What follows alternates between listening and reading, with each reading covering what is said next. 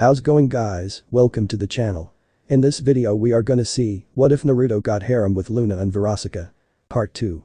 If you wants to see awesome fanfiction like this, don't forget to subscribe. Now let's get into the video. I don't want to stop at all, Naruto sang as he listened to Don't Stop Me Now by Queen as he walked down the steps, jumping down the last 10. Yeah, I'm a rocket ship on my way to Mars, on a collision course, I am a satellite I'm out of control, I am a sex machine ready to reload, like an atom bomb about to, explode. Naruto spun on his feet, seeing his happiness waiting for him at home as he pulled off a pose, nearly tripping as he caught himself. Well, seems like this little doggy is wagging his tail in happiness, a familiar female voice said as they stepped in front of Naruto, making him stop in his tracks. I wonder why that is. You gaara. Naruto said as his cheeriness was halved as he stood up straight. I don't have any business with you, so I'm. Then you don't care about what happens to the children if I post this video of you punching Sasuke? Hinata asked as she pulled out her phone, looking at it and setting up a tweet, causing Naruto to stop, eyes wide in panic. Naruto made a grab for Hinata's phone, only for her to duck under his arm as she slipped her phone into her bra, pressing against her breast. Now, my dear puppy, Hinata sang with a smirk. Don't want to have to put you down too soon. Naruto grit his teeth. What do you want? He demanded. TSK Hinata TSK apostrophe D as she wagged her finger while shaking her head. Such a tone, not how I want to hear it. Naruto frowned in anger as he glared at her. Well, you're no fun. Hinata huffed as she put her hand on her hip. I want you to take me to homecoming. Kiba is getting out of the hospital soon. They letting him out already? Naruto scoffed as he crossed his arms. How? Leg injuries take 6 months to a year to heal. His leg was amputated and he has a prosthetic. Hinata answered with a wave of the hand. But he is not going to be able to go, he has to go through physical therapy. But then why do you want me? Well, you are the one who broke Kiba's leg, so why not? Hinata shrugged. Plus, I talked to Kiba, he said I have to be careful if I do take you. Naruto shook. You're after something. Hinata put one hand on her forehead, looking faint as the other hand over her heart. Oh, you wound me, stray dog. She said in a false faint tone. So, what is your answer? Well, you more or less don't have a choice. Hinata got close, smirking in his face, making Naruto visibly growl when her fingers grazed his cheeks. Because if you don't, those poor children might be taken away, and we both know you would rather take a bullet than have anything bad happen to them. Hinata stated with malevolence behind her words before taking her hands off of his face. But don't worry, I'll make it worth your while. Ha! Naruto sarcastically laughed as he wasn't amused. How can you do that? Hinata, unashamed or like a slut, opened her mouth, tongue pressed against her cheek as she made a gripping motion with her right hand and moved her hand and tongue in unison. Naruto was shocked. I'll make it worth your while, Hinata said seductively. I might even take your virginity if you make the dance memorable. Joke's on you, bis. Naruto thought as he shuddered, taking a shaky step back. I'm not a virgin. He shook his head, regaining focus. What about Kiba? Naruto pointed out. You cheat on your boyfriend to get to me. Oh, he knows about this and asked for a video. Hinata replied. He is open to me having sex with others. It's a turn on for me, personally. Naruto swallowed a lump in his throat, feeling the metaphorical wall pressing against his back. You bis. Naruto thought as he could not think of a way to get out of the situation. Well, it seems we have an agreement. Hinata asked in a sickly sweet tone as she turned around, walking away with extra sway in her hips. See you around, stray dog. Naruto watched Hinata walk away, shaking in anger. As she walked, Hinata smiled. The stray dog is now my puppy, and I can't wait to play with him, Hinata thought with extra pep in her step as she neared the street to wait for her pickup, her friends approaching her. Naruto watched Hinata, smiling and laughing, and he wanted to storm behind her, grab her shoulder, tear open her jacket and destroy her phone before humiliate her. A sinister smirk started to form on Naruto's face as he flexed his fingers before he grabbed his wrist, squeezing it tightly. No, I won't lower myself to her level. Naruto thought as he forced himself to walk home. Nearby, Shino pushed his glasses up. Seems like Hinata is friends with Naruto as well. He thought sarcastically. I'll watch for now, but if I feel like something is wrong, I'll approach them. Meanwhile, Gaara smiled brightly as he hopped into Temari's car. Well, you seem chipper, Gaara. Temari mentioned as she got in the driver's seat, putting the keys in. I made friends today. Gaara stated as he pulled out his phone, looking in his contacts, seeing Naruto and Shino's names beside his siblings and dad's contact. Really? Temari asked as she pulled out of the parking space and started to drive out of the student parking lot. Who? Shino Aburami and Naruto Uzumaki. Tamari stopped her car for a split second before continuing. Stray dog, huh? She hummed as she turned. He isn't bad, you know. Gaara stated, his happy mood starting to stale. He and I hit it off quite well. I can see, just Tamari stated in concern. Just be careful. He might not be the person he shows himself to be. Gaara went silent, staring out the window, eyes narrow with arms crossed for the rest of the drive home. 20 minutes later. Welcome back, Naruto. One of the sisters greeted as Naruto entered the orphanage. Naruto barely nodded in acknowledgement as he walked past her. He ignored everyone he passed as he walked to his room, causing concern within the staff and children. I just want to forget today. Naruto thought as he tried to open his door. Only to find it locked. Just a minute. Loona. The door opened, Loona standing sheepishly behind his door in her human form, blushing. What were you doing in my room? Naruto asked. Well, I was cleaning and Naruto looked past Loona and gasped in embarrassment. All his hidden and eye merch was exposed, used, and open to prying eyes. Speeding into his room, slamming the door shut, Naruto locked the door. Why did you do this? Naruto snapped in a panic, staring crazily in Loona's eyes. I wanted to learn what you liked. Loona admitted, hands behind her as she stuffed Naruto's panty and stocking with garterbolt underwear in her back pocket. I'll clean these before returning it. Oh funk, you look through my cards. Naruto groaned as he noticed his binder of Yu-Gi-Oh cards open. You could have bent them, did you take them out? Well, You don't just take them out, Loona. Naruto snapped as he started to put everything away. You could ruin them. They can be worth something if kept in good condition. Okay, that tone. And you pulled out my clothes. Great, now I have to, Naruto snapped before he gripped his head. Okay, just Loona. Naruto, what is wrong? Nothing is wrong, just leave. Naruto shouted as he pointed toward the door. I need to do my homework and put all of this away, so just leave. Loona angrily growled and smacked Naruto outside the head before she walked toward the door. You could have just asked me to leave, jack off. Loona snipped before she opened the door. Also, she stuck her head back in. I masturbated in here. You what? Loona shut the door. Naruto ran his hands through his hair angrily. Funk. Naruto violently thought as he put everything away. I don't need this shit right now. Once everything was away, Naruto threw himself into his homework. Just another 3 weeks. Naruto thought as he took notes. 3 weeks, and I will be able to graduate with my GED and leave the funking school. Gaara and Shino went through his head, making Naruto pause in his movements. Funk. Naruto mentally groaned. Why did I have to make friends with this behind the door? Meanwhile, hell. He really likes anime and all that stuff. Millie chuckled as she looked through the photos Loona had sent her. He does, but also American comics and movies. Moxie pointed out. Hopefully, if we can go, we can get it done quickly, since Lucifer would kill us for going to the human world. Smiling, Millie could not contain her excitement. Oh, how about this, Millie exclaimed.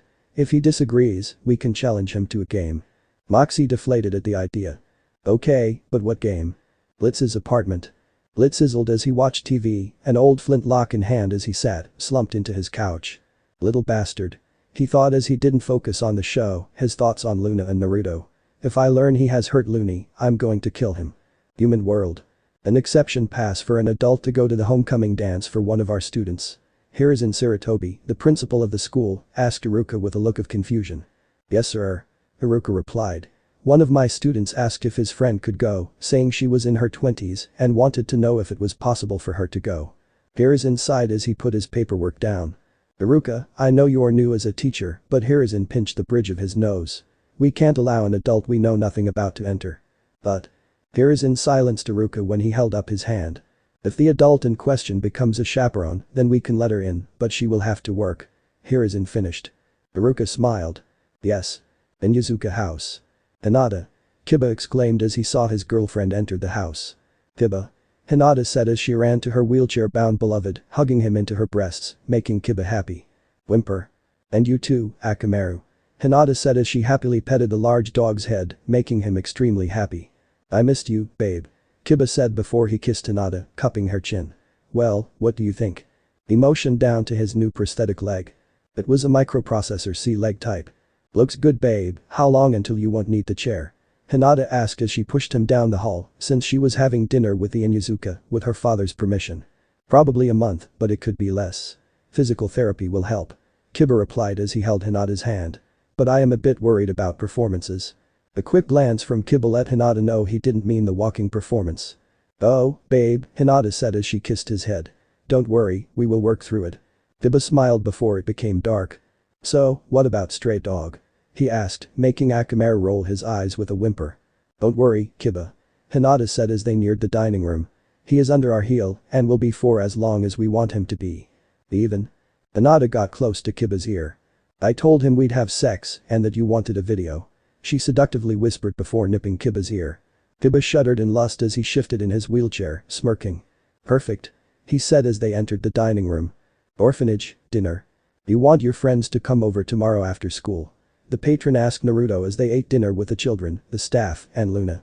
"Yes, I want to spend as much time as possible with them, in and out of school," Naruto replied as he was basically begging the patron with his eyes. The patron was silent as he ate, deep in thought. Naruto worriedly looked at Loona, who shrugged as she ate as it had nothing to do with her. What help she was? Naruto thought with a deadpan look. "You have been doing well, so, I don't mind," the patron said, making Naruto perk up. "They can come over." "Thank you." Naruto thanked in gratitude as he smiled. Loona smiled as Naruto texted Shino and Gaara. "Good, he seems to have calmed down," meaning Loona thought as she felt her body react to her thoughts, her panties dampening. Shaking her head of these thoughts, Loona continued to eat. "Also I have to ask for next Friday off," Naruto said, getting Loona's attention. "Why?" the patron asked. Naruto took a deep breath and avoided looking at his boss. "Because I have decided to go to homecoming dance and I need that Friday off if I want to go," Naruto mumbled, his cheeks becoming red. The staff looked at Naruto in shock. "Well, of course you can have the day off, Naruto," the staff said as they shot from their seats. "You decided to go this year." "Please, it isn't a big deal," Naruto started to say in an attempt to calm them down, but was drowned out by the noise. Sighing, he finished his meal and left the table. "Better shower and go to bed," Naruto thought tiredly. "It's going to be a long week and a half." "So, you going dancing?" Naruto jumped out of his skin, grasping his heart, feeling it beat against his palm, as he turned and saw Loona looking at him in question. "Jesus, don't scare me," Naruto stated in shock. "Well?" Loona asked, her arms behind her back. "Yes, I am going, why do you care?" "Well, because I would like to go." "But you aren't," Naruto started to say before shaking his head. "Anyway, you can't, I already have someone going with me."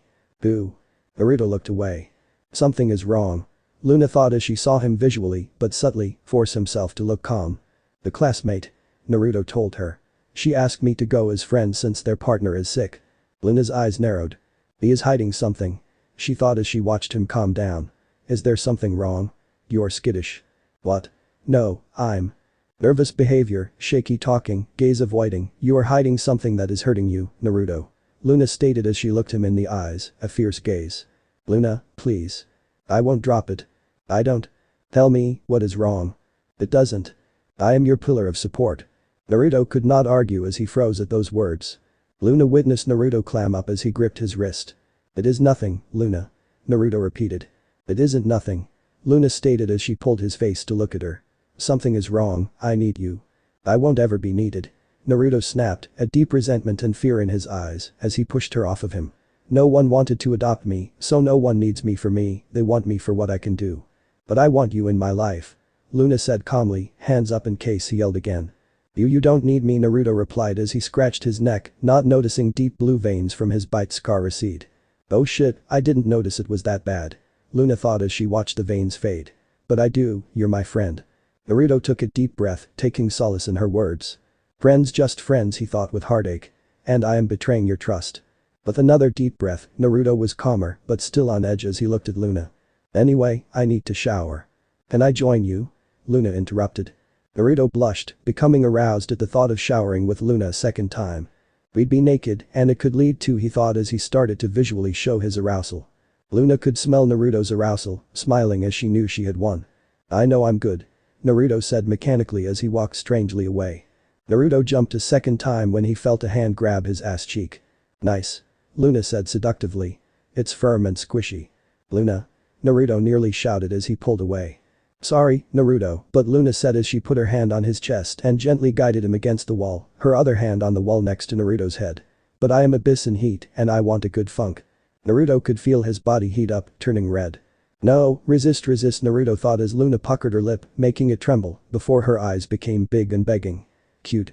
Through his lust-filled thoughts, Naruto looked up and down the hallway before he suddenly smashed his lips against Loona's. Instantly snaking their limbs around each other, Naruto and Loona viciously tonguing each other. Pretty Mercury. Mr. Bad Guy. Foolin' around. Let's go to my room, Loona whispered gasped in his ear, causing Naruto's spine to tingle from the seductive tone. Moving quickly, turning up the stairs and down the hall, Loona and Naruto entered a room, which Loona locked before she turned to Naruto, a seductive look on her face. "Get naked, lay on the bed," she ordered. "Lemon happened. Are we a couple?" Naruto nervously asked as he started to shake when Loona's eyes widened. "I mean after this." Loona's finger pressed itself against his lips. "Are you stupid?" she asked with a serious look on her face.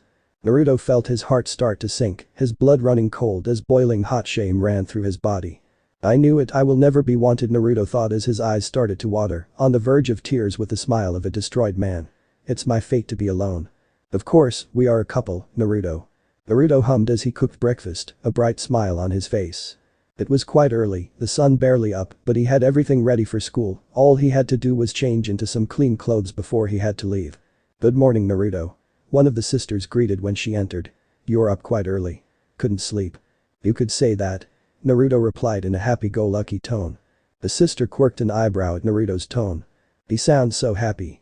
I can't remember the last time he showed this kind of happiness," she thought as she joined Naruto in cooking breakfast. Loona's room. With her door locked, Loona lay in her bed in her true form, her tail swaying back and forth happily as she felt giddy while her ears lay flat on her head. "I have a boyfriend," she gushed, closing her eyes as she hugged herself. Flashback. "Are we a couple?" Naruto nervously asked as he started to shake when Loona's eyes widened. "I mean after this." Loona's finger pressed itself against his lips. "Are you stupid?" she asked with a serious look on her face. Loona was taken aback from the defeated look on his face. "Oh shit, he is thinking I am rejecting him," Loona thought in a panic, but forced herself to stay calm. "Of course, we are a couple, Naruto," Loona replied in a serious tone, showing him she was not playing. His eyes lit up, watering at the ends before Naruto's mouth became a wavering smile. Do you mean it?" he asked meekly, his voice cracked. Loona cupped his face and nodded. "I love you, Naruto Uzumaki," Loona told him, blushing. "Oh god, I said love." Her heart fluttered as Naruto grabbed her hand, laughing as tears of happiness dripped down his cheeks and onto her neck. "I love you too, Loona Carnival." "I love you, Loona Carnival," Naruto said as he leaned in and kissed her. Flashback end. Loona rolled back and forth on her bed, internally squealing. "I have a boyfriend," she mentally shouted again, sitting up, making the blanket fall from her nude body. She walked toward the small pile of clothes Naruto was lending her, only to walk in front of the mirror and stop. Loona slowly looked into the mirror, her happiness and heart starting to drop. "But I still haven't told him about," Loona thought as she looked at her mirror double. "How will he take it? He will probably freak out, but he loves me, so if I tell him and be honest, maybe just maybe he won't." A fearful hope took root in her soul at that moment, running a chill down her spine. Aburami household. Ring, ring. "Shino." "I got it," Shino said as he reached for his phone. He was reading the newspaper and looked at it. A text from Naruto. "Hey Shino, I was wondering if you would like to hang out after school today at my place. Gaara's house."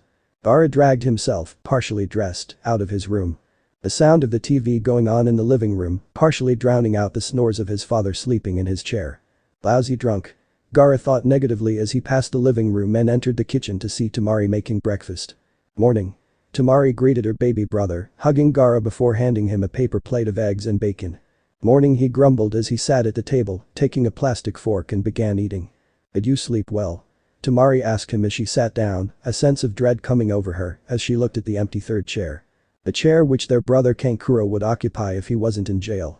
"As well as I can with insomnia and sleep apnea," Gaara told her blandly. Temari faltered, but kept her cheery demeanor. "Temari," Gaara spoke, drawing her attention. "Kankuro told you, and now I am." His teal eyes met hers. "Mother died giving birth to me, so you don't need to be the mother figure in my life," he told her, seeing the small step back Temari took with these words. "Being the mother, Gaara, I am not doing anything like that," Temari stammered in a small panic. Gaara didn't press the matter, but dully nodded in false agreement. "I am happy you have your boyfriend, but you still try to keep our broken family together when you don't need to," Gaara thought as his phone went off. Gaara opened his phone and saw that he received a text message from Naruto. "Hey Gaara, I was wondering if you would like to hang out after school today at my place. Gaara glanced up at Tamari, who was eating her eggs, and then glanced at the living room where their dad was currently in a drunk slumber. "Sure, I am game. Gee. Hour later. Bye Naruto." The children said in unison as Naruto walked out of the house with lots of pep in his step. "See you in a few hours." Naruto called out as he waved at them, the workers and Loona, who winked at him. Naruto blushed as he turned, head held high. Nothing was going to ruin his day. Skip, school break. "You want me to take you to the beach for a concert for who?" Naruto asked Hinata. Hinata had gotten his attention after he grabbed the materials from his locker and moved to a location where there was no one around. "Yeah, it is pretty cheap," Hinata said as she handed Naruto a piece of paper. "Apparently they are a traveling band that performs when they can." Verosika made a Naruto said as he looked at the poster, not liking the extremely lewd image on the poster. "Only $10 per admission, do I have a choice?" "Nope." Hinata said as she walked off, as the bell was going to ring soon. "It is this Saturday at the park near the ice arena. See you there, stray dog." She walked off, putting a lot of sway in her hips. Naruto face palmed. "I need to tell Loona about this," Naruto thought, a deep chill going up his spine. Would she be angry? Most likely. Meanwhile, orphanage. "You want to know about Naruto's parents?" the patron asked Loona as he watered his garden. Behind him and Loona were the children being tended to by the sisters, playing on the small playset Naruto and the patron had built together a few months prior. "Yes, Naruto never talks about his parents," Loona said as she held up a picture she took from Naruto's room. "And I would like to know so I don't trigger any bad memories." The picture in her hands was small, a wallet picture really. It had Minato and a heavily pregnant Kushina, who was eating ramen while she sat on Minato's lap, who was holding her belly. Both smiling happily. The patron sighed as he got on his knees to pull some weeds. His mother, Kushina, died giving birth. The patron told Loona. His father, Minato, passed away in a car accident. Naruto was 7, and he was the only survivor of that drunk driving accident. Loona's eyes widened. "Naruto and I have talked about it a few times, and it seems that over the years, Naruto is forgetting pieces of that night," the patron grumbled as he stood on his knees. "I think it is for the best. Especially with all the trouble he is going through currently." He looked at Loona with a serious eye. "Make sure to not mention this to him, Naruto prefers to keep this private." "I understand," Loona said as she turned to put the picture back. She walked through the kitchen, stopping in her tracks. Naruto always buys lunch, she thought, smiling as a thought formed in her head. Skip, 4th period. "Here." Haruka handed Naruto an envelope as the bell rang. "What is this?" "It is a chaperone paper for that special someone to be a chaperone for homecoming," Haruka explained. "I wanted them to just have a pass, but chaperone was the best I could do." Naruto blinked stupidly. "Loona is allowed to come to homecoming?" he thought. "Well, you don't." Haruka was cut off when Naruto hugged him. "Thank you." Naruto thanked before he broke off the hug. Later, "Haruka, this means a lot, but lunch." Haruka waved Naruto off with a smile as the blonde teen ran out of his room. Naruto jumped down several stairs, doing a superhero landing as he did. "My knees," Naruto thought as he got up, heading to the cafeteria. "Hey, Naruto, what are you wearing?" Gaara asked as he approached his friend. "What? You don't like the gorillas?" Naruto asked as he showed off his gorillas. Demon Days shirt. "Never heard of them," Gaara muttered as they headed to the cafeteria to meet Shino. "Naruto." Naruto winced, very visibly, when he heard a familiar voice call out his name. "Loona?" Naruto asked in dread as he turned and saw his girlfriend walking toward him. She was wearing jean shorts, a red flannel shirt with the sleeves folded at the elbow, with several buttons undone to expose her stomach. But what was embarrassing was the fact Loona had false dog ears on a hairband and a false tail attached to her belt. Naruto blushed as she approached him. "Naruto, who is this?" Gaara asked as he blushed. "I'd like to know that too," Shino interjected as he entered the fray. Amongst everyone else. Naruto could feel it. Dozens of eyes on him as Loona walked up to him. "What's with that face?" Loona asked him, pouting as she handed Naruto a paper bag. "You upset that I came to give you a handmade lunch?" "Lunch?" Naruto stupidly replied. "Yeah, I decided to make you lunch," Loona said chipperly. "Naruto, who is this?" I was going to introduce you guys later, but this is Loona Carnival, my girlfriend." Naruto whispered that last part. "She works with me at the orphanage." He turned to Loona. "Loona, these are my friends. Gaara Sabaku and Shino Aburami." "Nice to meet you," Loona said with a polite wave. "Sadly, I got to go, the school only allowed me to stay on campus until I gave Naruto his lunch, so I have to leave." She got in real close to Naruto, kissing his cheek. "I'll see you after school," she whispered. "My world." "My moon," Naruto replied as he handed Loona the envelope Haruka gave him. "This is for the dance, read it later." Loona winked and walked away, swaying her hips, drawing Naruto's eyes, amongst others. Wow, I didn't expect you to have a woman, Naruto. Shino admitted. She is beautiful, but Shino pulled out his phone.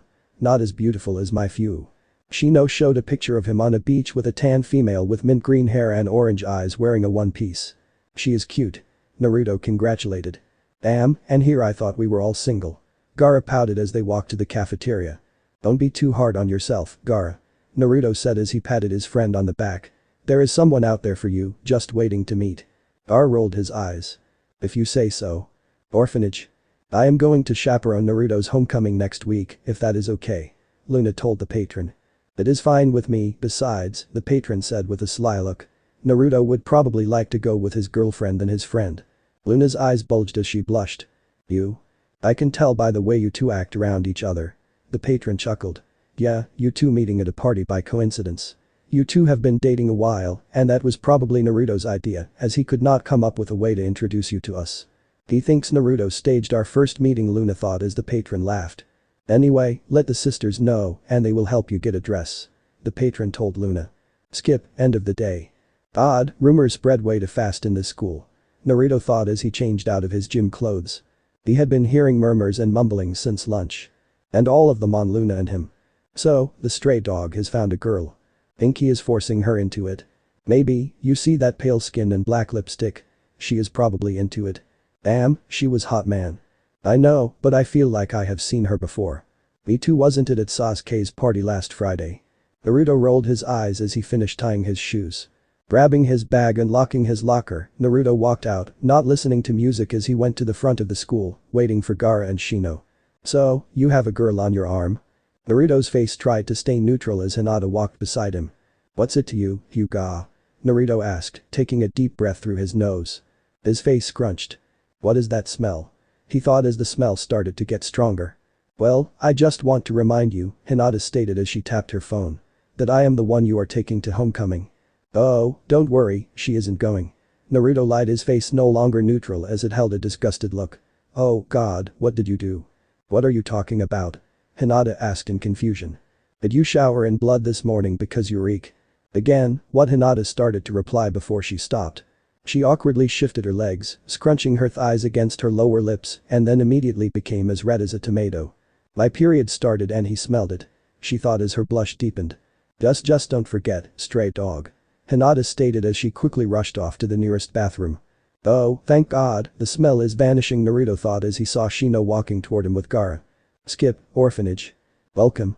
Loona greeted the trio of boys. Hello, my moon. Naruto said as he hugged Loona, kissing her cheek. My world. She giggled as she walked with them into the house. Oh, welcome. The patron greeted as he saw the group. It is a pleasure to meet you. I am Panton, the patron of the orphanage. It is a pleasure to meet you, I am Shino Aburami. Arasabuku. Will you two be staying for dinner? If it isn't a bother. Naruto. Naruto was tackled by the children, laughing at their antics. Sorry, little ones, but today I have guests to entertain.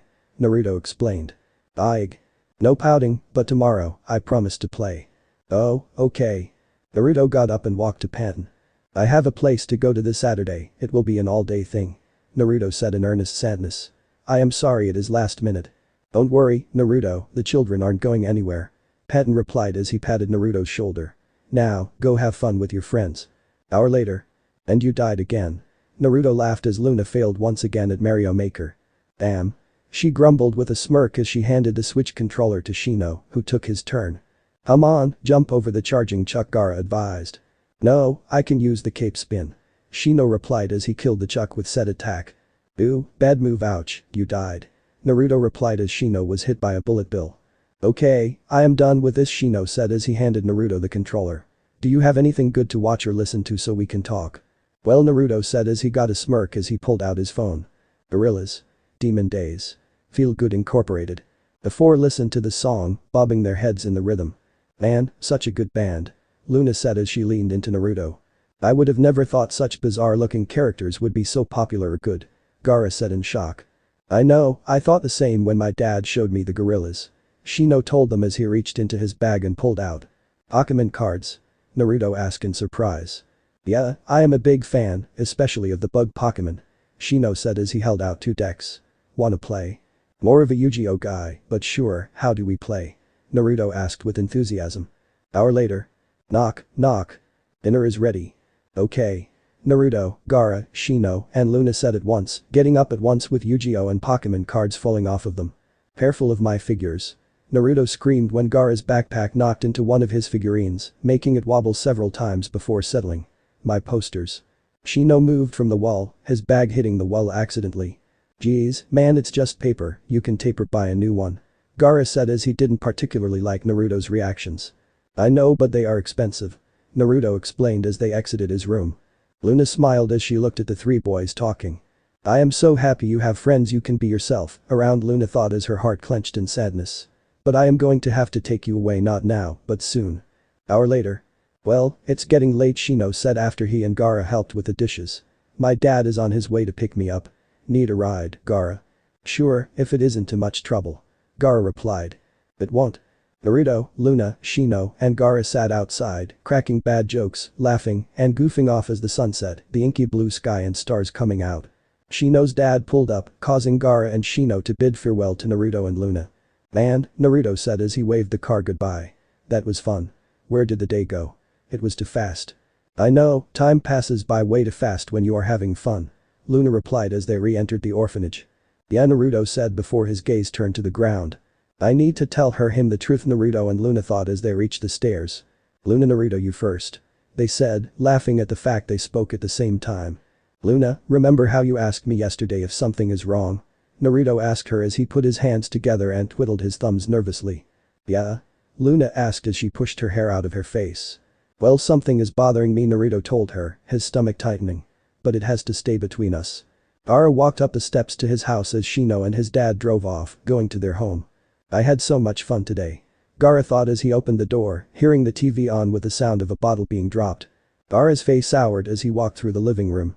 Gaara didn't even reply to his father, Rasa, who sadly tried to reach out vocally to his youngest, but Gaara was already walking up the stairs to go to his room. Rasa shared many looks with his youngest. Red hair, a faded and dull red, with beady black eyes with heavy bags under them, not as bad as Gaara's. Rasa leaned back into his chair, empty alcohol bottles clinking as he did, hands covering his face as he hazily looked into the ceiling, as Temari walked out of the hall and walked upstairs. Oh, she is mad.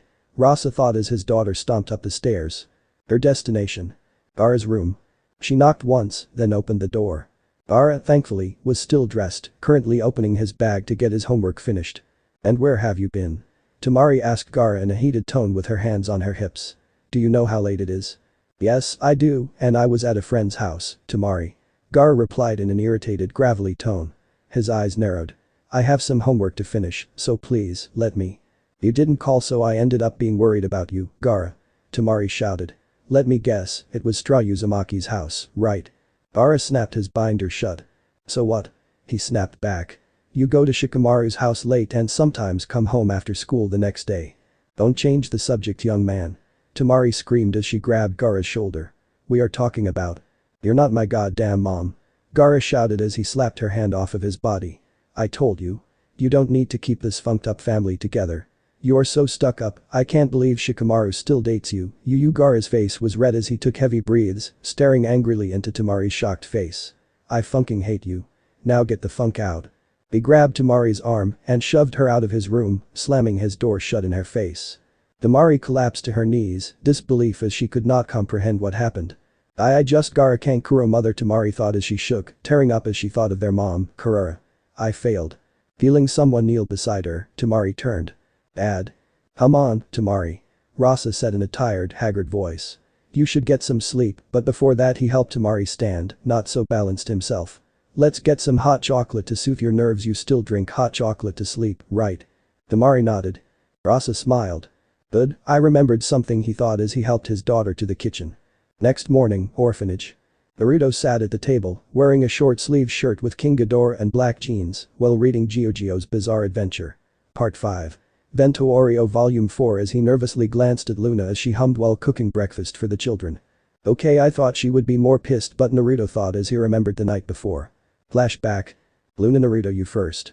They said, laughing at the fact they spoke at the same time. Loona, remember how you asked me yesterday if something is wrong? Naruto asked her as he put his hands together and twiddled his thumbs nervously. Yeah? Loona asked as she pushed her hair out of her face. Well, something is bothering me, Naruto told her, his stomach tightening. But it has to stay between us. Luna's expression soured with concern and questioning in her eyes. Okay, what is it? She asked, visibly trying to stay calm as her thoughts raced through her head, but Naruto could not tell what she was thinking. Remember that friend I told you I am going to homecoming with? Yeah, their partner is unable to go, so they asked you?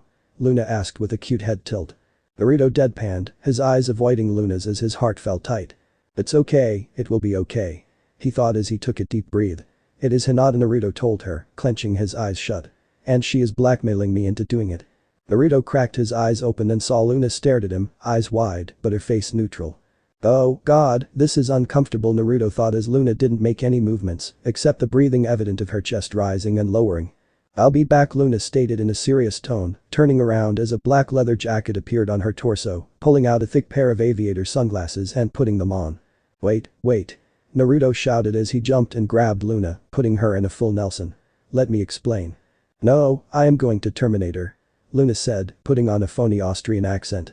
Let me explain, please, Naruto whimpered, his lip trembling. My moon. So cute. Loona thought as her cheeks puffed from the sudden cuteness attack. She sighed and stopped her attempts at moving, which allowed Naruto to release her. Loona took off. Wait, Loona. Are we playing? Many children asked as they saw Naruto chasing Loona. The children looked at each other, shrugged, and started running after Naruto and Loona. 10 minutes later. Naruto was on the ground, gasping for breath with Loona next to him, both of them and the children laughing as they could barely breath. Can we talk now, Naruto asked Loona as he looked at her. Yeah, Loona grumbled. Alright, children, time for bed. One of the sisters said as they arrived to usher the children to bed. Night. Good night. Naruto and Loona peeled themselves off of the ground and sat down at the table. Naruto explained what led to Hinata's blackmail, her blackmail material, and what she threatened to do if he didn't comply. I see, Loona said after several minutes of explanation. You aren't mad, are you? Yeah, I am, Loona answered with her arms crossed under her breasts. But you came to me for help, so I can let it go. Naruto breathed easier now that Loona knew what was going on. As for this bis blackmailing you, Loona said as she cupped her chin. I say keep it going. What? Hear me out. Loona said as she looked him in the eyes. If you have her think she is in control, she will let her guard down, get sloppy, and when that happens, Loona got close to his face. You snatch that phone and destroy it. No evidence, no proof, and you will be good. Sure, you might have to buy a new phone for her, but that is better than losing the children, right? Naruto stared at her, blinking stupidly. What? Loona asked in confusion. I thought you'd be more pissed. Naruto admitted. Who says I am not, Loona said with a growl, cracking her fingers. Nothing would give me more pleasure than to brutalize that bis. Naruto shakily smiled and hugged Loona, his face in the nape of her neck. Thank you, my moon. He thanked her. Anytime, my world. Loona replied as she hugged him back. Flashback end. Naruto winced as he was snapped out of his thoughts, a plate of food being placed before him. I hope it's good. Loona said nervously, as she was not much of a cook.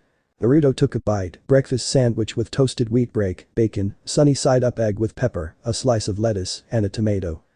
Ish good, Naruto said as he continued to eat quickly, enjoying each bite, making Loona smile very brightly. Well, I got to get going to school. At 6:30, Loona told him. You have an hour before you have to leave. I actually have to be there early today. Naruto said as he grabbed his bag. I want to study for a test in the library today before the test. It's my first period class and I want to be prepared, you know. Okay, Loona pouted as she kissed his cheek. I love you. I love you too. BWWWW. The two turned and saw the children, all of them making faces of disgust, except the older children, who sported red faces and looks of awe, shock, and wonder. Well, I guess I'll continue making breakfast. Loona chuckled nervously.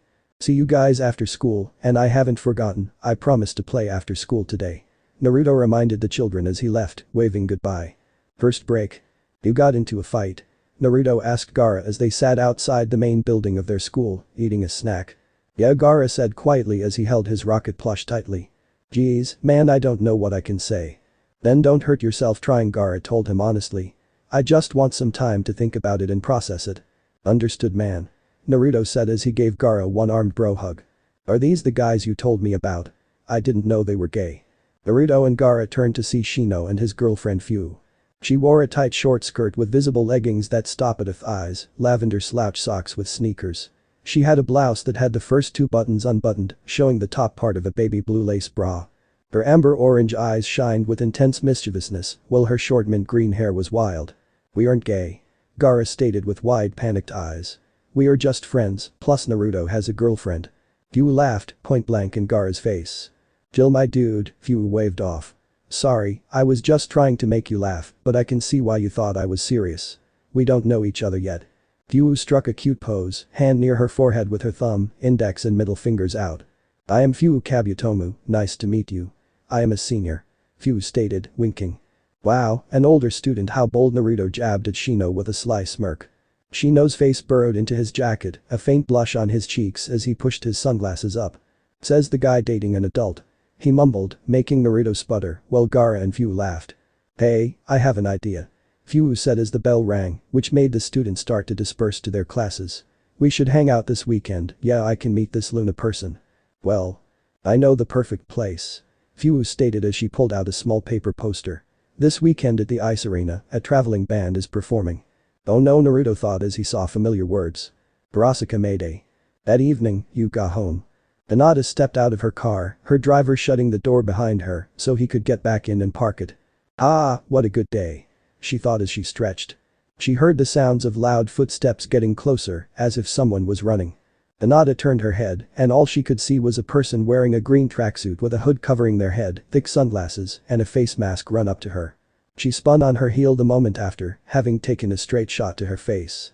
The assailant continued running, turning the corner quickly before Hinata hit the ground, out cold. Loona, meanwhile, undid her disguise and walked home as if nothing happened. It doesn't help Naruto, she thought as she desired to continue her assault but didn't want to push it or else reveal her identity by mistake. But holy shit, was that cathartic. Saturday morning. "It's a lot more crowded than I thought, especially for a traveling band," Naruto grumbled as he and Loona walked to the ice arena. It was a large crowd, yes, but they weren't in line and it was going by quickly, to be honest. "Hey Naruto." Loona and Naruto turned to see Hinata. While Naruto and Loona wore pants and t-shirts, Spider-Man shirt for Naruto and Queen shirt for Loona, Hinata stood out with bright tie-dye shirt, blue cut-off shorts, and a headband with peace signs on it. "Oh, you brought someone," Hinata scoffed in irritation. Naruto personally didn't tell Hinata anything on purpose, taking enjoyment from her irritation. Not only her, but… there he is. Naruto, Loona, and Hinata turned to see Fu, Gaara, and Shino approach. They all wore jean shorts, with Fu wearing a shirt that had "Funk You" on the front. Shino wore a Tokemon shirt that had a Weedle smoking a joint. Gaara wore a Marvel shirt, Rocket was on it of course. "Great, the peanut gallery is here," Hinata grumbled. "Nice to see you too, bimbo," Fu said as she pulled out her wallet. "So, who needs money?" "Not me. I have cash." "Same. It's only $10 per person, Fu, so you don't need to," Shino started to say as they got in line.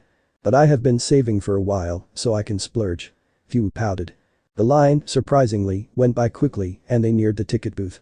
"Pay an extra $5 to earn the prize," the seller said as he pointed toward a sign that was an advertisement.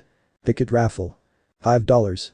If you win, you can meet Verosika Mayday and her crew and perform on stage with them for a few songs or give recommendations." An evil smile crept onto Hinata's face as they got closer.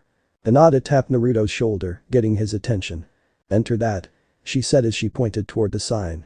"And, if you win, I want you to steal something from Verosika." Naruto nearly tripped. "Why, what?" Naruto asked in a forced calm tone, while internally panicking. "You heard me, besides," Hinata said as she looked around at the merch, which showed Verosika Mayday with a flask in hand in every picture. "She might be a drunk, so getting it won't be that hard, right?" Gritting his teeth, Naruto agreed, and soon, he bought his ticket and entered the raffle, which the draw would be done after the hour-long show. "So, we have an hour to kill, so let's meet up by the doghouse statue in 45 minutes, cow," Fu said as she took Shino by the hand and sped off. "She is a character," Loona said as she was giddy. She knew who Verosika Mayday was, especially what she was. So, being able to see her at a cheap concert in the human world, oh god, she could die happy. "See you guys in 45. Gaara said in a relaxed tone, his eyes eyeing a stall that he headed toward before Naruto, Loona, and Hinata realized they were alone. I am going to get a drink," Naruto said in an uncomfortable tone as he went to the food stalls. Hinata and Loona walked around, subtly straight up staring each other down, threatening the other to do something first. They sat down and watched each other like hawks. "Okay, I am back," Naruto said as he returned, carrying a tray with 3 drinks. "I'll take the Coke," Loona said as she didn't even need to see what he brought, her sense of smell telling her Naruto bought Coca-Cola. "I'll take the water." "I'm back." "Shit, sorry, Gaara, I didn't oh, funk, is that real?" Naruto shouted in shock. Gaara's head was wrapped in plastic. Why? Because his sick new forehead tattoo above his left eye. It was fresh, covered in bandages with plastic wrap, securely keeping it from being moved. "Yep, got it over there for a few bucks," Gaara pointed out. "Dude, you could get an STD or worse from a shady place like that," Loona told Gaara in concern, to which Hinata laughed at Gaara as he realized that yeah, he could have just funked his body up. "Well, sucks to be you, nerd." Hinata laughed, much to Gaara, Naruto, and Loona's ire. "What did you get?" Naruto asked as he handed Gaara the final beverage, which was just water. "I got the kanji for love above my eye," Gaara said as he pulled out his phone. See. His phone was open to his Safari app with Google Translate open and love was translated into Japanese kanji. "Cool, but no, it's cool," Naruto said, not wanting Gaara to feel stupid. It was his body, so if he wanted a tattoo, then he could get one. Gaara smiled in gratitude. "I just know Tamari and Dad will probably throw a bis fit tonight," Gaara thought, his smile vanishing as he thought of his sister and dad. They had been unusually quiet and barely spoke to him the last few days since he yelled at Tamari, and honestly, it was bugging him. Shaking his head, Gaara drank his water, enjoying the fresh coolness as he did. The next 45 minutes went by quickly, Loona and Hinata thankfully not having killed each other yet. They walked to the doghouse statue, seeing Fu and Shino there waiting for them. "Took you guys long enough," Fu joked. "Come on, let's get in the front before anyone else." The large group agreed and made their way to the stage area, Loona and Naruto catching a whiff of dog scent, but they ignored it. Meanwhile, sniff sniff sniff. "Something wrong, Vortex?" Verosika asked her bodyguard. "No, just something interesting," Vortex told his boss as he peeked out into the crowd. "I just smell a couple of hellhounds here. Probably fans." "Oh, well, can you tell which tickets they have for the raffle?" Verosika asked as she felt an idea pop into her head. Using magic, Vortex was able to identify who he was smelling and could see their tickets. Only seems like the male bought a raffle ticket and it's number 132,399. He told his boss. "Perfect," Verosika said as she looked at her crew. "You hear that? Raffle ticket 132,399. Josh, Coco, Apple, Cat, Milky, Kiki, and Ace nodded. "Yes, boss, raffle ticket 132,399. 15 minutes later. The crowd was hollering, cheering, whistling, cooing, any word that you can say slap it here because they were excited to see Verosika Mayday perform. Which was weird to Naruto as, well, he was having fun, it didn't make sense that this many people would be excited for a traveling band that apparently didn't have any connections to any established record labels.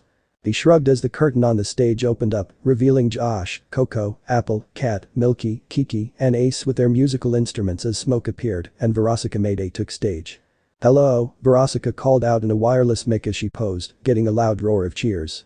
"I am Verosika Mayday, and today, your lives are forever changed." Music started to fill the air, initially fighting against the cheers, but soon overwhelmed them as Verosika started to sing. Meanwhile, hell.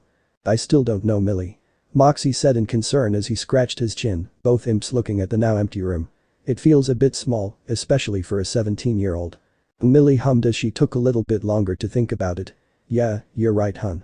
I guess our best bet is to move out of this small apartment and buy a house." "The house would be good, I can mod it to keep Blitz out," Moxie grumbled as Millie pulled out her laptop and the husband and wife started to search for a house. "Oh crumbs, they're so expensive," Millie groaned as they looked through many houses and all of them hundreds of thousands. A small ping sound was heard. The house price dropped to dirt cheap. Millie, acting in microseconds, smashed the buy button. "Crumbs," Moxie nervously chuckled as he looked at the price. "But I wonder why. Oh, the owner died and so the price dropped." "Good, because we need a big house like this one," Millie said proudly. "Now, let's start packing." "On it," Blitz shouted as he burst from the bathroom, buckling his belt. "What are you doing here?" Moxie shouted, enraged his boss was, again, invading into their personal life. Mayday concert, 59 minutes later. "Pack your bags. Sun's out. Take a vacay, babe. Take it straight to Bonetown." Verosika ended her signature song to thunderous applause, bowing to her adoring crowd, many flowers, shirts, bras, and thongs landed near her feet. "Now, for the most anticipated portion of today's event," Verosika announced as she turned attention to a giant box with raffle on it. "We shall draw one ticket and if you have this ticket, please meet me behind the stage so we can meet and greet and then sing together." The crowd cheered more, with many of them praying to God to win. Now, for the draw. Verosika stated as she walked up to the box and reached in. Pretending to be rummaging around, Verosika grabbed the hidden ticket safely taped near the opening. Carefully taking the tape off, Verosika pulled it out. Our winner is 132,399. Naruto, who had a lot of fun, blinked as he checked his ticket. I won. He blurted out stupidly. Holy funk, I won. Well, Naruto heard, making him look up toward Verosika, who indeed heard him. Then come with me, you lucky dog. Naruto swallowed a lump in his throat, glancing at Loona, who gave him a thumbs up, and behind her, Hinata glared at him. This glare was clear in its intention. Don't forget to steal the flask. Naruto nervously smiled and walked backstage, seeing the posse of Verosika Mayday eyeing him up and down. Name? Verosika asked Naruto. Naruto. He replied with a blush. He doesn't seem to be affected by my charm. Verosika thought as she noticed he wasn't drooling over her like the other humans outside. Interesting. Well, Naruto, Verosika said as she pulled him close and posed. The flash went off as Milky had taken a photo of them. Okay, our picture is taken, now we can talk about what song you want us to sing. Verosika said as she didn't let Naruto go, keeping her arms around him and face close to the point her breath tickled his skin. Well, there are two actually. Naruto replied nervously, his blush making him look cute to the disguised Tsukubi, Vortex nearby beepizing Naruto. But there is something I want to ask. Could it be that he is Vortex wondered. It isn't impossible, my girl is a lycan-turned as well. Go on. Verosika purred seductively, making Naruto outrageously horny and nervous, which counteracted his boner. Can I have your flask? Sure. Verosika said without hesitation as she pulled her flask out and handed it to him. Naruto looked at her dumbfounded, then to the flask, and back to Verosika. What? She asked, giggling at his expression. I thought you'd be mad. He replied honestly. PSH, nah. Verosika shrugged, her gang chuckling at Naruto's naivety. Plus, I have, like, hundreds of flasks. Point proven when Ace threw her a new flask, which she caught. All I ask is you dump the alcohol, you're too young. Verosika told him. And it will mutate you into a monster. Okay. Naruto said as he pocketed the flask, relaxing that the hard part was over. Now, these two songs you mentioned. Verosika inquired. 20 minutes later. Finally. Few and many other fans groaned as the stage hands were finally opening the curtains again, this time revealing Naruto and Verosika on stage. Okay, Kaiba. This time, I'm really gonna beat ya. Verosika announced in a very terrible attempt at a Brooklyn accent. And there's nothing you can do about it. What are they doing? Many people murmured. Oh, shit, is this what I think it is?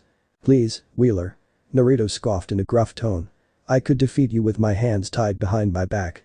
What makes you think you can win this time? Well, I'm glad you asked. Verosika stated as music started to play. Okay, where the hell is that music coming from? Naruto asked in confusion. Little Kurobo, Brooklyn Rage. Nai. Fans of Little Kurobo started losing their collective minds, many crying tears of joy as Verosika started to get into the song. Nai. Nai. I wanna duel 'em like they do in Yu-Gi-Oh!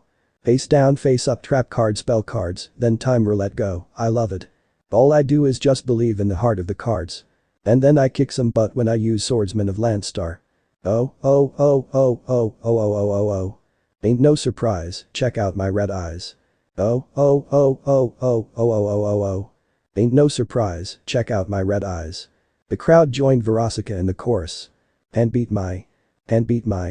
No, they can't beat my Brooklyn Rage. I don't wanna be a furry. And beat my. No, they can't beat my Brooklyn Rage. I don't wanna be a furry. Bra Brooklyn Rage, bra Brooklyn Rage. Nai. Bra Brooklyn Rage, bra Brooklyn Rage. Nai. More than half the crowd cheered and sang with Verosika as she walked around the stage, Naruto awkwardly standing in the back, smiling like an idiot as he enjoyed the song sung by Verosika.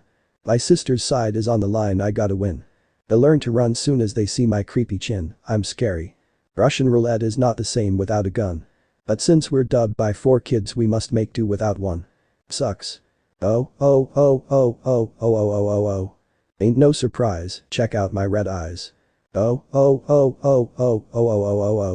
Ain't no surprise, check out my red eyes. Verosika took a giant chug from her flask. And beat my. No, they can't beat my Brooklyn Rage. I don't wanna be a furry. And beat my. No, they can't beat my Brooklyn Rage. I don't want to be a furry. Bra bra bra Brooklyn Rage, bra bra Brooklyn Rage. Nine nine nine nine. Bra bra bra Brooklyn Rage, bra bra Brooklyn Rage. Nine nine nine nine. I won't lose to Rex and Weevil. Cause they're evil. And I'm groovy with my Yugi. I'm not baggin', I'm just hangin' with my baby dragon. Met this chick with giant foobies. Treated us like we were newbies and she's such an ag, such an ag. Tech this deck, I ain't second class. And beat my. No, they can't beat my Brooklyn Rage. I don't want to be a furry. And beat my. No, they can't beat my Brooklyn Rage. I don't want to be a furry. And beat my. No, they can't beat my Brooklyn Rage. I don't want to be a furry. And beat my. No, they can't beat my Brooklyn Rage. I don't want to be a furry. And beat my. No, they can't beat my Brooklyn Rage. I don't want to be a furry. And beat my. No, they can't beat my Brooklyn Rage. I don't want to be a furry. Bra bra bra Brooklyn Rage, bra bra Brooklyn Rage. Nine nine nine nine.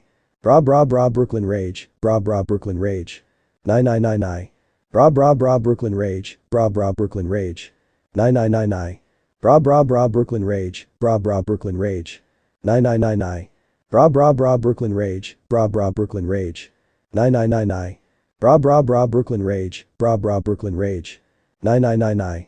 Verosika ended with loud applause and screams of joy and probably orgasms from how guttural many of them were.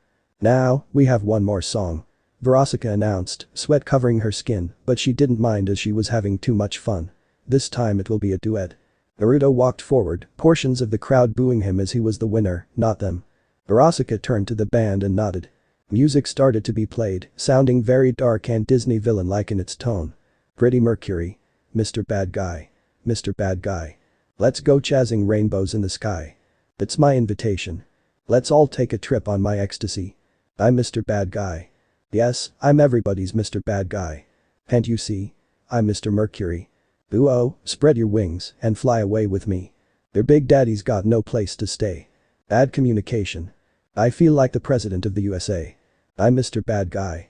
Yes, I'm everybody's Mr. Bad Guy. Can't you see? I'm Mr. Mercury. Ooh-oh, spread your wings and fly away with me. I'm Mr. Bad Guy. They're all afraid of me. I can ruin people's lives, yeah. Mr. Bad Guy, they're all afraid of me. It's the only way to be. That's my destiny, yeah. Mr. Bad Guy, bad guy. It's the only way for me. It's my destiny. Ooh, yeah, wow. I'm Mr. Bad Guy. Yes, I'm everybody's Mr. Bad Guy. Can't you see? It is my destiny. Ooh-oh, spread your wings and fly away with me. As the crowd cheered while Naruto and Verosika bowed, Loona couldn't help but tear up slightly. I am everybody's Mr. Bad Guy. She mentally repeated. No, Naruto, you shouldn't be the bad guy. And that is our show. Verosika stated, much to the sadness of the crowd. We shall be leaving soon, but if you want to meet and greet, why the funk not? The crowd's cheers broke nearby windows. Naruto was about to leave as Verosika waved goodbye to him, only to be stopped by Vortex. Yes. Naruto asked nervously. Here. Vortex said as he gave Naruto a business card. We are a traveling band, but if you need a place to crash, you can call us when you return home. With his cryptic and confusing message given, Vortex left Naruto alone. Naruto looked at the business card. Dry Funk Studios. Home of Verosika Mayday. Naruto deadpanned, but put the business card in his wallet anyway. Naruto, you lucky son of a bis. Gaara laughed as he put his arm around Naruto's neck when they regrouped. Oh god, that must have been fun, singing next to a beauty. Well, I already have a beauty with me. Naruto stated as he looked at Loona, who blushed and pushed her hair over her ear in embarrassment. Naruto got out of Gaara's grasp and looked at Hinata, smirking. He pulled out the flask and tossed it at her, which she caught. Hinata was angry. She was supposed to be the only one to go with Naruto, but he brought his friends, and now she was pissed. Hinata put the flask in her pocket and her hand clenched into a fist as she stormed toward Naruto. Loona saw Hinata's intention from the single action alone and stepped between her and Naruto. Without warning, Loona punched Hinata in the cheek, making her spin on her foot before she stumbled backward before collapsing in a daze. Oh, catharsis. Sweet catharsis. Loona stated as she turned back to the surprised group. What? Let's go. But what? She will get home on her own. Loona said as she laughed, pulling Fu, Naruto, Shino, and Gaara along, leaving the dazed Hinata alone. Funk. Hinata screamed in pain as she grasped her cheek, pulling her phone out and calling Kiba for a pickup and to bring some ice for her swollen cheek. 15 minutes would pass before Hinata got into Kiba's car. "Oh, babe, here is the ice you asked for," Kiba said as he handed her some ice. Hinata said nothing as she glared angrily out of the window, pulling the flask out of her pocket and putting the dangerously loose capped item in the cup holder. "I'll get you back, you funking bis," Hinata thought as she tried thinking of ways to get back at Naruto and Loona. Gaara opened the door to his house, hearing his dad's vinyl player in the kitchen. "Dad is off today," Gaara thought in confusion as it was a rule of Rasa's that only he can use the record player. Entering the kitchen, Gaara saw Rasa at the sink with over 24 empty alcohol cans and a dozen full ones, and Rasa holding 2 pouring them down the drain. "Dad?" Rasa jumped at the sudden word, whipping around as he dropped the cans into the sink. "Gaara?" He gasped as he took a deep breath. "You scared, oh god, Gaara, what happened?" His eyes on the plastic wrapping around his youngest son's head. "Forget about me, what are you doing?" Gaara asked Rasa as he didn't understand what his dad was doing. "I joined AA, so I decided to get rid of my alcohol, now what happened?" Rasa asked as he grabbed Gaara's shoulder and tore off the wrapping, revealing Gaara's tattoo. "Oh, a tattoo." Gaara's body tensed. "Here it comes," he thought as he mentally prepared to be yelled at. However, he felt Rasa's hand leave his shoulder. "That's cool, Gaara, what is it?" "Huh?" Gaara asked, more confused than ever. "I asked what your tattoo is," Rasa asked Gaara. "It's the kanji for love." "Oh, nice," Rasa said as he lifted up his shirt and carefully pulled the hem of his sweatpants down, revealing a tanuki tattoo with the words Kantama next to the balls on his leg. "I guess it runs in the family." Rasa laughed, which caused the edges of Gaara's mouth to twitch into a small smile.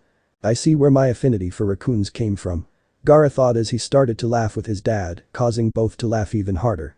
"Need any help dumping this?" Gaara asked as he saw there was still quite a lot of alcohol left. "I'd like that, Gaara," Rasa replied as he calmed down from laughing. As the father and son started to bond, Tamari listened from the top of the stairs. "Aburami flowers. Dad. Mr. Aburami. Shino, phew." Shibi Aburami replied behind the counter, wearing blue jeans, a tan shirt, a green apron, and thick black glasses like Shino. "You two are almost late for your shifts." "Sorry, Dad." Shino apologized as he and Phew rushed to the break room to get ready for work. "Not sorry, that concert was awesome," Phew exclaimed excitedly as she got ready, making Shino smirk at her antics.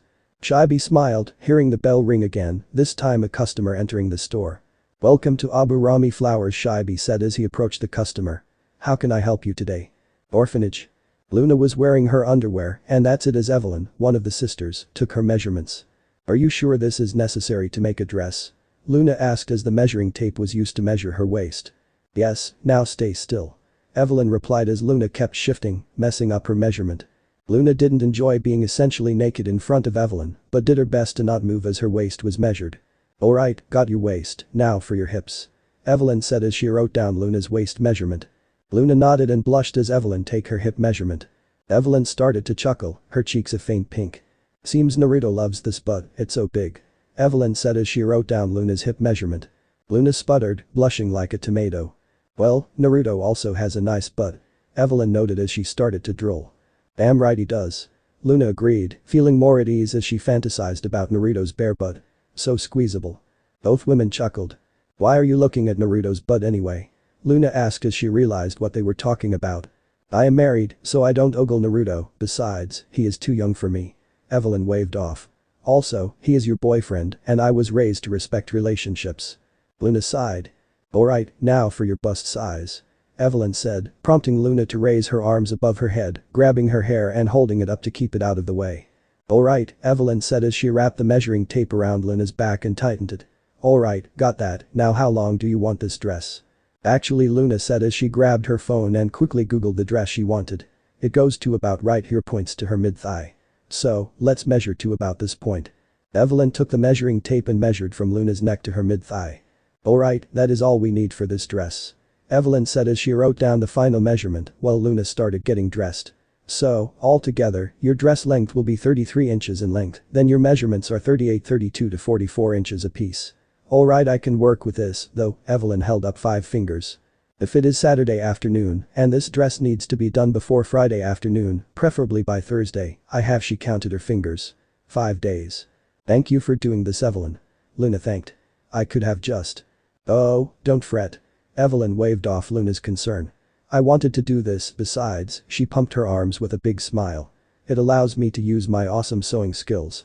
Loona thanked Evelyn once again, both leaving the room. While Evelyn went to her room to get started, already having bought the material she would be using, Loona headed toward the living room where she found Naruto sitting before the TV with the children, watching Sailor Moon Crystal. Name of the moon, Sailor Moon did her dynamic pose, her hair whipping around her. I'll punish you. Sailor Moon flourished her tiara and used it to defeat her opponent. Ooh-oh. Yeah. You beat her. Naruto smiled as the episode started to wrap up. Sorry, did I miss much? Loona asked as she sat down. No, but look. One of the children said as she pointed to the TV, at the black cat with a crescent moon on its forehead. That cat is you. Huh? The cat is called Loona, spelled with a single U, instead of the two O's like your name uses. Naruto explained to the confused Hellborn. Oh, I see. She said as she looked back at the screen as Naruto skipped out row to the next episode. Dude, I know Sailor Moon, it's why Loona's face became forlorn. It's why my birth mother named me Loona. Loona felt a weight on her lap, making her look down to see one of the boys sitting on her lap. She smiled and returned her attention to the TV. Next morning. Naruto stood with Loona, Shino, Gaara, and Fu. It was dark in the creepy cemetery they stood in. Gaara sat at a drum set. Shino had a bass in his arms, while Loona held a guitar. Fu stood by the group, a katana at her side as Naruto stood before a microphone. Lighting struck, its light illuminating the five of them. Before it disappeared, the sounds of a crow screech reverberated through the cemetery, sounding like the intro to the good, the bad, and the ugly, as Fu started to laugh creepily. Suddenly, the world seemed to spin slowly as Gaara started to play, striking the cymbals a few times before Shino started playing his bass with Loona starting to play her guitar. The beat was a mellow western in sound. Hoo, Naruto hooted as a breeze of wind pushed by them all. Gorillas. Clint Eastwood. I ain't happy, I'm feeling glad. I got sunshine in a bag. I'm useless but not for long. The future is coming on. I ain't happy, I'm feeling glad. I got sunshine in a bag. I'm useless, a dark shadow started to emit from Naruto's chest, raising above him slowly. But not for long. The future is coming on. It's coming on, it's coming on. It's coming on, it's coming on. The energy arising from Naruto took the shape of a tall humanoid dog creature, partially transparent, with its eyes glowing a cerulean blue. It burst free from Naruto, separated completely and started to rap once its feet hit the ground. Finally someone let me out of my cage. Now time for me is nothing cause I'm counting no age. Now I couldn't be there now you shouldn't be scared. I'm good at repairs and I'm under each snare. Intangible, ah y'all, bet you didn't think so. I command you to, panoramic view, you. Look I'll make it all manageable. Everyone looked at this creature, none of them stopping the music, but something about it caused fear to tickle Naruto's chest and nerves as it increased in size, dwarfing all of them. Pick and choose, sit and lose. All you different crews. Chicks and dudes, who you think is really kicking tunes. Picture you getting down and I'll picture too. Like you lit the fuse. The shadow jumped, slamming its feet into the ground, creating a deep chasm that spread quickly, a red glow emitting from it as it opened. The ground shook violently, the music not stopping for a moment as giant monoliths burst from the ground around the five. You think it's fictional, mystical maybe. Spiritual hero who appears on you to clear your view. When you're too crazy. Lifeless to those a definition for what life is. Priceless to you because I put you on the hype shift. Did you like it? Not smokin' righteous but one talkin' psychic. Among no's possess you with one though. I ain't happy, I'm feeling glad. I got sunshine in a bag. I'm useless but not for long. The future is coming on. I ain't happy, I'm feeling glad Naruto continued as the world seemed to spin around him, more monoliths bursting from the ground as it started to pour down rain. I got sunshine in a bag. I'm useless but not for long. The future, that's right, is coming on. It's coming on, it's coming on, it's coming on, it's coming on. The camera pulled out 3 times, pulling further and further away from the group's location, staring at wet ground before a zombified hand burst from the ground.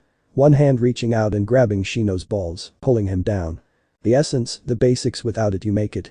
Allow me to make this childlike in nature. Rhythm you have it or you don't. That's a fallacy, I'm in them. Every spiraling tree, every child of peace. Every cloud I see you see with your eyes. I see destruction and demise. The zombies emerged, revealing zombified Iruka, Hinata, Kiba, Sakura, and Sasuke. They burst from the ground, raising like Dracula from his coffin, and started to move toward Naruto, Fu, Loona, Gaara, and Shino. Corruption in the skies. From this funking enterprise that I'm sucked into your lies. The rustle that is muscles. A percussion he provides. For me I say God, y'all can see me now. 'Cause you don't see with your eye. Shino took off running, bumping into Naruto as the zombies started to move in tandem, dancing in unison. Meanwhile, the shadow hovered above Naruto, a sick smirk on his face as he started to lose transparency and become more solid, more real. You perceive with your mind. That's the end of it. So I'ma stick around with Russ and be a mentor. Bust a few rounds on motherfuckers. Remember what the thought is. I brought all this so you can survive when law is lawless, right here.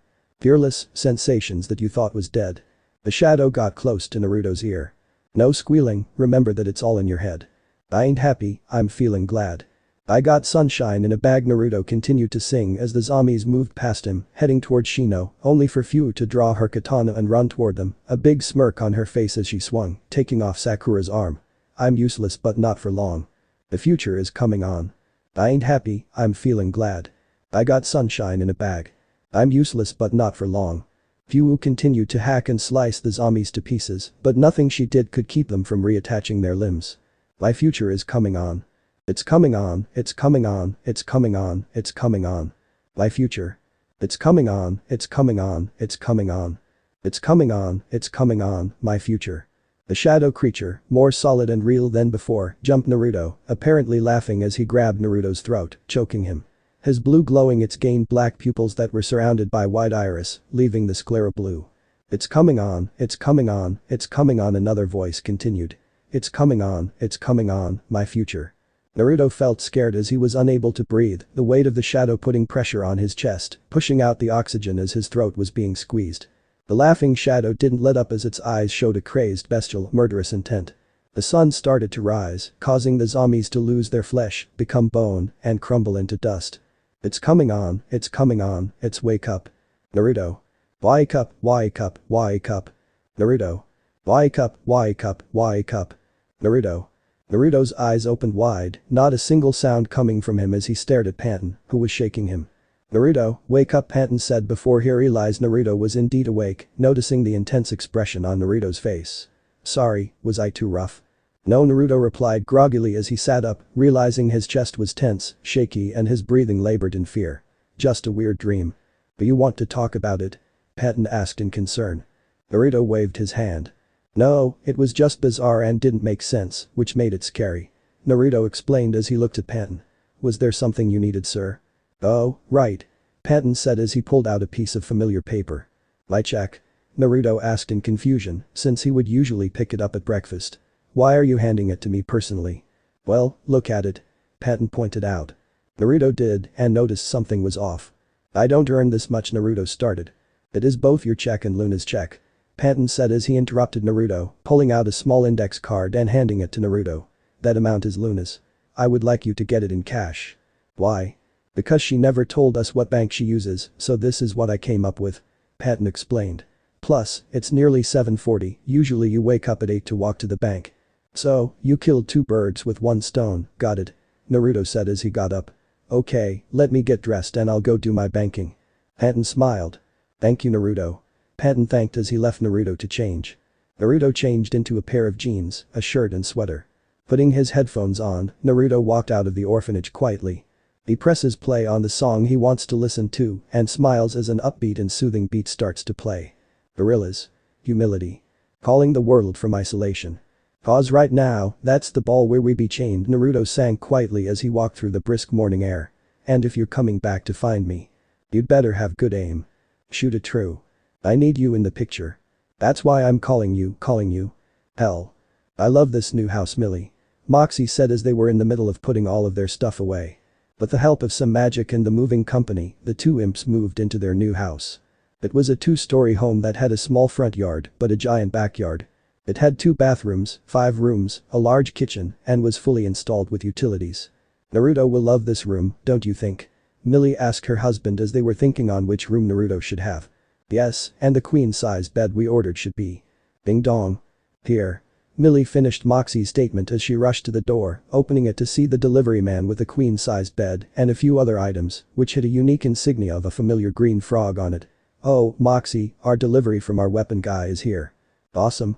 Moxie stated as he entered the living room, taking the clipboard from the delivery man and signing it. Finally, we can have a day without Blitz breaking into our house. You sure about that? Blitz said as he entered the living room from the kitchen, eating their food and drinking a bottle of juice. What are you doing here? Moxie shouted as Millie and the delivery man helped load the boxes into the house, with the bed going to Naruto's room. Well, Blitz said as he scratched his ass, which hurt like hell. I just asked Stole as a favor and after delivering on some sex, Moxie gagged. I was able to get you 2 disguises so you can go adopt your kid. Really? Millie shouted from the second floor, smiling brightly. Yeah, I did. Blitz replied as he continued to eat. He cared about his workers, even if the kid they were adopting was taking Loona's attention. Millie squealed in happiness, so much happiness in fact that she jumped from the second floor and rammed into Moxie, hugging him tightly. Moxie, despite his anger towards Blitz, smiled as he hugged his wife. Their family was yet another step closer to being complete. Afternoon, human world. Oh, I missed again. One of the young females said as she missed a third time. Don't worry Brittany. Naruto said as he knelt down next to her. I also am having trouble with it, so don't worry. Okay Brittany hiccuped, her hands taking off her glasses to wipe her eyes. Loona smiled as her heart raced. So cute. Loona thought as Naruto and Brittany moved out of the way so one of the boys, Nate, could take his turn. Naruto and Loona had taken the older children to Scandia Family Fun Center to play mini-golf, to help the adults at the orphanage rest and relax or do some jobs that needed to be done without much distraction. Yes. Nate shouted in joy as he hit his golf ball into the hole. I did it. Alright, Nate, please move along. Naruto said as he motioned for Nate to go to Loona, who was at the next hole for those who made it to continue playing without waiting too long. Nate made his way to Loona and continued to play, but started to have trouble. Here, let me help you. Loona said as she stood behind Naruto, her hands above his as she helped him hit the ball. Nate was a blushing mess, barely able to focus. Nate was able to get the ball in the hole, but had to wait for the rest of the children, thus sat on a bench with Loona. Loona he nervously mumbled, which caught her attention. Yes Nate? Loona asked, concerned he might be hurt. When I get older, Nate said with his face red. I wanna marry you. Loona was taken aback by this, but Nate's eyes widened. I mean if you Nate shut himself off, not able to deal with his embarrassment. That is cute, Nate. Loona said as she gently put her hand on his head. Nate just blushed as more children showed up at the hole to golf. They continued to play, with Brittany sticking close to Naruto. I wanna do the next one. Brittany said as she saw the long line. I wanna skip to the next. Okay, I will go with you. Naruto said as he motioned to Loona he was going on to the next one. Naru. Brittany said as she held Naruto's hand tightly. I wanna marry you when I get bigger. Naruto blinked, staring at Brittany's red face, her brown eyes holding nervousness. She was quite young, 10 years old, so she had a long time before marriage could be considered. Naruto, however, smiled as he patted Brittany's head. If the time comes when you are older, he said in a polite tone. Ask me again. Brittany became a tomato, steam emitting from her face as her eyes became hearts. The children really love me. Loona and Naruto thought as Nate and Brittany clung to them for the rest of their time at Scandia. The evening. Here. Naruto said as he and Loona entered the grocery store, handing her a bank envelope with her payment. What is this? Loona asked in confusion as she saw the money. Well, you were hired to work at the orphanage. Naruto said as he and Loona started grabbing what they needed. So, it stands to reason that you would receive payment. Loona felt stupid but didn't let it show as she put away the money. Thank you, my world. She said as she winked, playfully flirting with him. No problem, my moon. Naruto flirted back with a side smirk. The couple was able to grab everything they needed and got in line, slowly making their way through, only for a strange surprise. Haruno. Naruto said in a dull tone as he saw Sakura behind the register.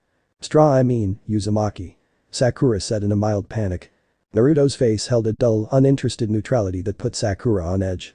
She scanned their food and did her job without any funny business. Loona bagged the food as Naruto paid for it. Have a nice day, Sakura choked out as Naruto and Loona went to leave. Naruto stopped, causing a lump to form in Sakura's throat as he turned to face her. His face had empathy and sadness in his eyes. Haruno, I know you are going through a painful time right now, he told her. With your parents divorcing, but please remember, it will get better slowly over time. Naruto turned heel and continued to leave with Loona. Sakura was shocked, nearly not noticing the next customer. She worked the last 2 hours of her shift, her mind distracted with how nice Naruto was being to her. She clocked out and walked outside to see Sasuke waiting for her. Something wrong? Sasuke asked as Sakura got into his car. His bandages had been removed, with a few stitches on his cheek covered with simple bandage tape. Yeah, Sakura said in exhaustion. Stray dog and his friend came through. But, did he do anything? Sasuke asked as he turned on the car, planning on stopping by the orphanage if Sakura said anything negative. No, Sakura replied in shock, unable to comprehend the politeness of a hated individual. He was nice. He even gave me comforting words to deal with my parents' divorce. Sasuke said nothing as he pulled out of the parking lot. Don't worry about it, Sakura. Sasuke said as he drove. I don't think there could be any hidden agenda. How can you be sure? Sakura asked in a paranoid tone. I'll make sure. Sasuke said as he reached out and cupped her cheek. I promise. Meanwhile. Now use that card, Naruto instructed Loona as she played Yu-Gi-Oh! Legacy of the Duelist on his Switch. Yeah, that one. Activated and. Ah. Loona screamed in irritation, thrusting the controller into Naruto's side. I hate this game. Pick another. One with combat. Naruto scrunched his nose as he stood up from his bed. Fine, I got a game for you. Naruto said as he turned off his Switch, changed the input and turned on his PS4, pulling out God of War. This should quell your anger, my moon. Naruto put the game in, walked back to his bed, and handed Loona the controller. It's on. Loona said as she clicked on the game, not prepared for the experience she was about to receive. Loona teared up as she watched Kratos and Atreus have a bonding moment in God of War. Her ears perked up as she heard a soft sound beside her. Loona looked over and saw Naruto sleeping, snoring softly as he leaned against the wall on his bed. It is this late? Loona questioned as she saw Naruto's alarm clock, which showed it was 11:30. Saving the game, Loona turned off the PS4 and the TV before she snuggled up next to Naruto, undoing her human disguise, wrapping her tail around Naruto as she pulled him into her embrace. I love you so much, Naruto. Loona whispered as she held him close, guilt starting to rise in her gut. Hopefully, soon, I can reveal what I truly am to you. Naruto snuggled into her fur, a smile appearing on his dozing face, making Loona smile sadly. Closing her eyes, Loona reapplied her human disguise before she followed him into sleep. Hell, Pride Circle, Dry Funk Studios. Verosika clicked her TV remote in boredom, channel surfing as she was trying to find entertainment. Sighing, she turned off her TV and exited her room. Dry Funk Studios was a large abandoned building before Verosika bought it on gigantic disused haunted studios in the middle of nowhere. Calm. Well, that is how Verosika told her posse how she acquired Dry Funk Studios. It was on a steep hill, surrounded by a cemetery and a large iron barred fence with the words Dry Funk on the iron gate. It had 49 to 50 rooms. A private cinema. A pool. A lobby. A gift shop for any lucky visitors. A shooting range for guns, toilets. Large car garage. Audition room. Bunker. Bowling alley. Studio. Cafe. Lobby. Backend. Boiler room. Portal to the living world. Balcony. The crew had their own rooms, with Verosika's at the very top of Dry Funk Studios, and the rest were for any visitors who had the good fortune to be able to stay the night. Night, boss. Milky said as Verosika passed her as she walked down the hall to the elevator. Night. Verosika mumbled in boredom. She made it to the elevator, eyes narrowing as the door opened to show her Josh rushing to stand up, vaginal fluids on his face as the woman he was with pushed down her skirt, gasping for air. Sup, boss, we're going down, Josh stated in a mild panic. Verosika entered and hit the ground floor. As they waited, Verosika took some irritation from hearing Josh making out with a one-night stand. HMPH, Verosika said as she felt her loins start to call out for attention. Pushing her lust down, the door opened and Verosika stepped out, the door immediately closing due to Josh hitting the door close button. Good luck, Josh. Verosika thought as she made her way to the garage. Oh, boss, Coco said as she shot up hearing the door slam open, Verosika approaching the mechanic succubus. She good to go, Coco? Verosika asked her mechanic as she looked at one of her favorite rides beside her. The Reap. The Reap is a modified Myers-Manx dune buggy. It is easily distinguished by its jagged pinkish camouflage paint job and its Reap livery on the hood. It also has an Apex bumper sticker on its back right skirt. Unlike most standard Myers-Manx dune buggies, the Reap lacks headlights, which is instead replaced with small orange turn signals and a set of 4 red high beams below the bumper. As they were in hell and if they were drunk during the yearly purge, Reap has a dual rocket launcher built into its underbody. The seats of the car are covered with red seat covers that had deep purple beeps embraided all over it. Yep, Reap is all ready for you, boss. Coco said as she closed the hood. Just don't. Verosika hopped in, turned it on, and drove through the garage door. Drive it through the door, ugh, I am going to need to fix it again. Verosika pulled her sunglasses over her eyes as the sunset shined in her eyes. I need to relax. She thought as she turned harshly to the right, driving through the red light. Reaching to the cup holder, Verosika grabbed a flask and opened it, drinking deeply. Ah, that's better. Verosika declared as she continued to recklessly drive. Now, I can't wait to see that young Naruto again. I just need him to come back to hell and use the business card we gave him. Verosika cranked up his speed, running over two moving worker imps, smearing their blood over Reap's hood and window, causing the boxes the imps were carrying to hit the ground. Ah damn it. Moxie shouted as he ran out of the house, Verosika screeching down the street and out of sight. These are one of a kind. Mox, we have a problem here. Millie called out of the window.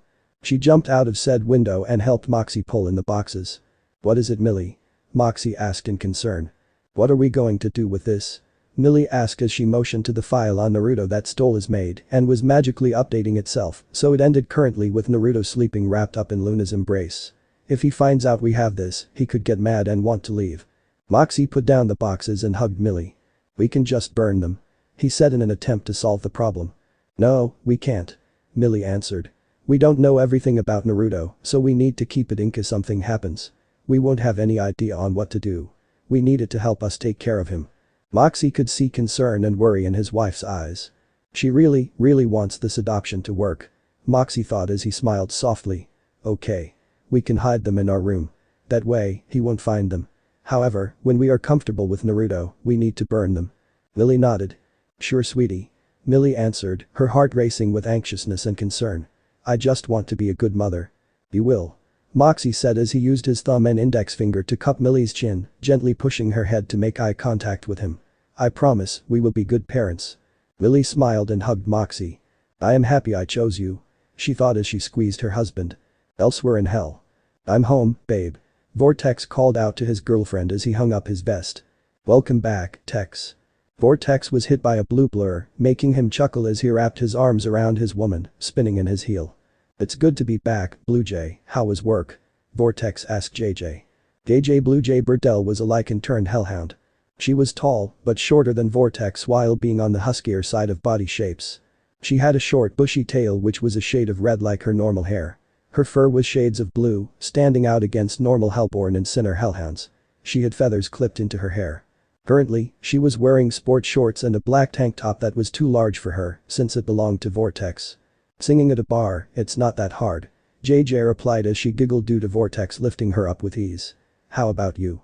Bodyguarding, Vortex replied with a roll of his eyes. Not that hard. JJ was out down. Dinner is almost ready, Tex. JJ called out as she zoomed to the kitchen. Several minutes passed, and Tex was sitting at the table with JJ, Yaochu playing songs on the TV nearby. Something wrong, Tex? JJ asked Vortex, seeing the look of contemplation in her beloved's face. Yeah, not something big, but just concern, Vortex said as he looked at JJ's left breast, specifically the portion of the top part that was exposed, revealing dark blue patches of fur. Because I found another lycan turned and he didn't seem to know anything, meaning whoever turned him. JJ dropped her fork, cupping her breast, a phantom pain starting to ache in her chest.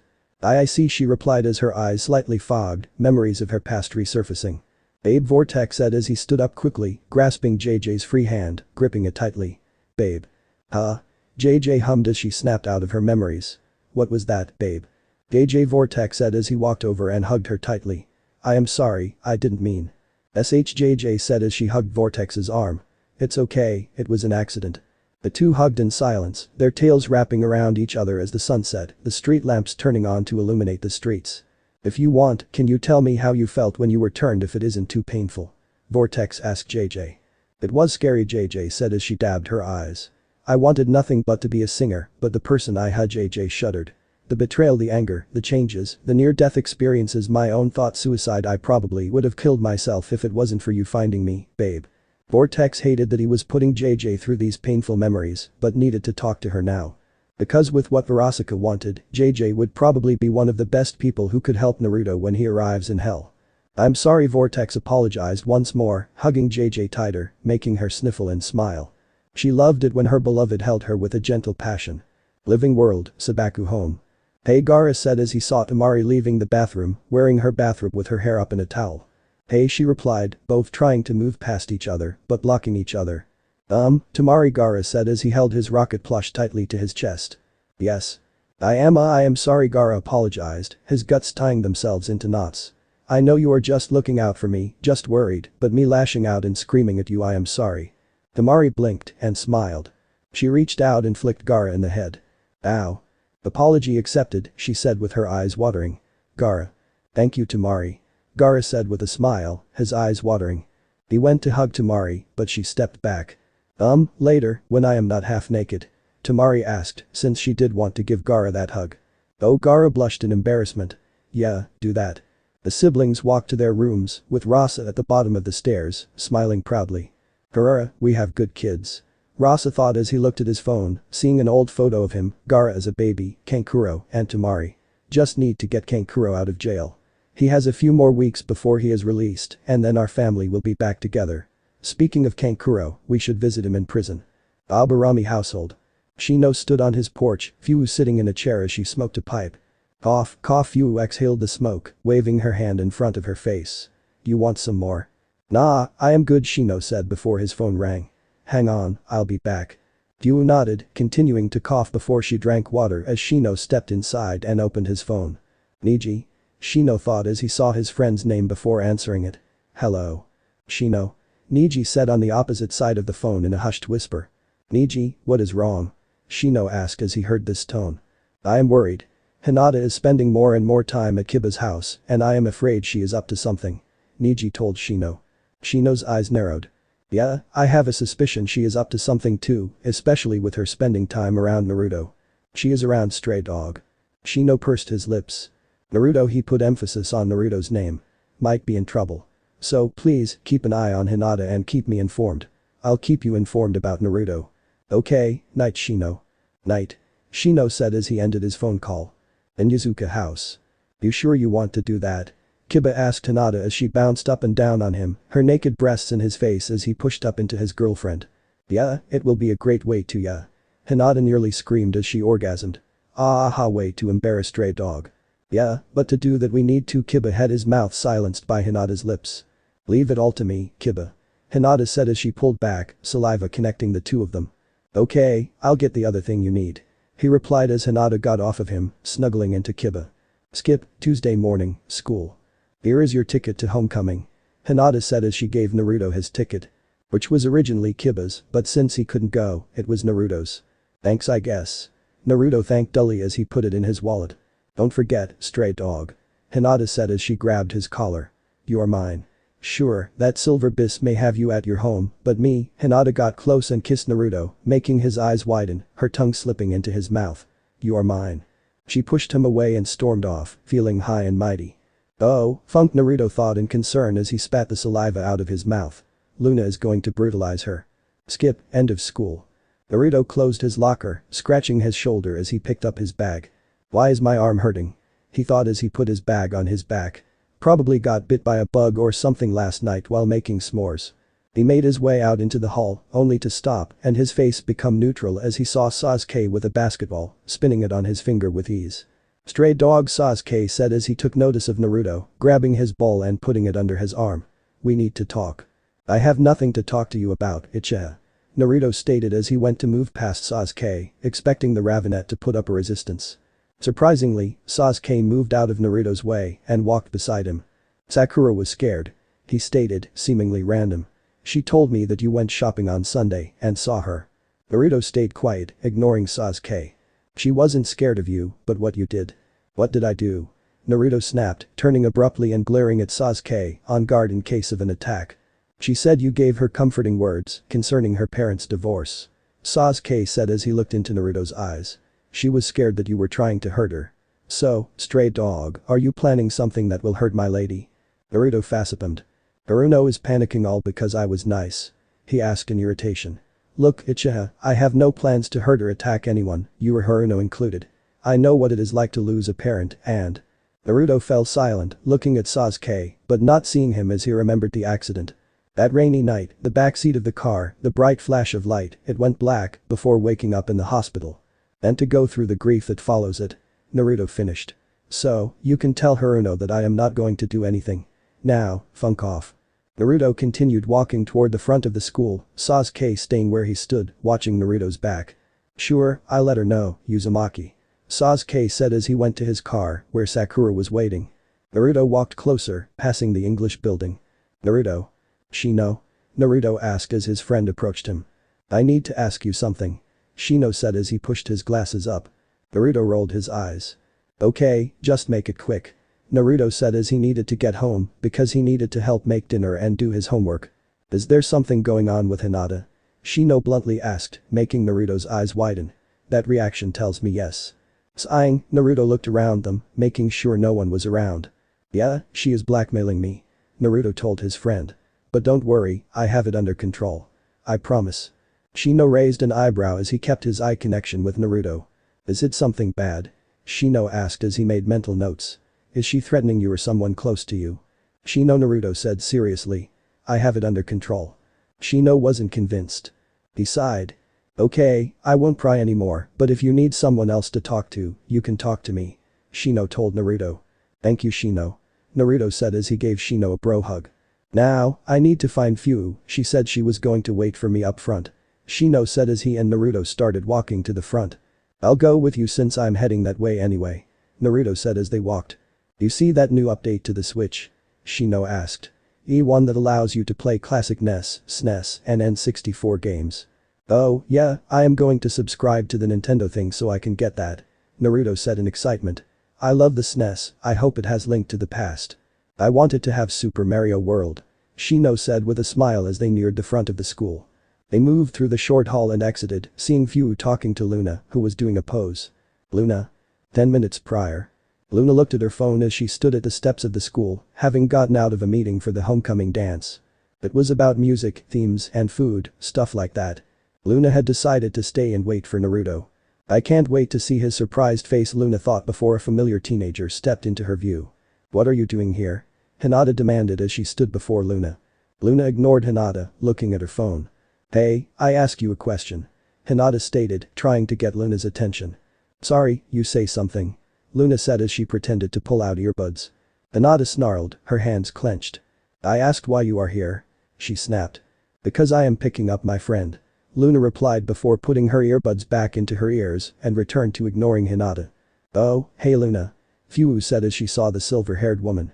Loona barely turned before Fu jumped her, reaching around and grabbing Loona's breasts.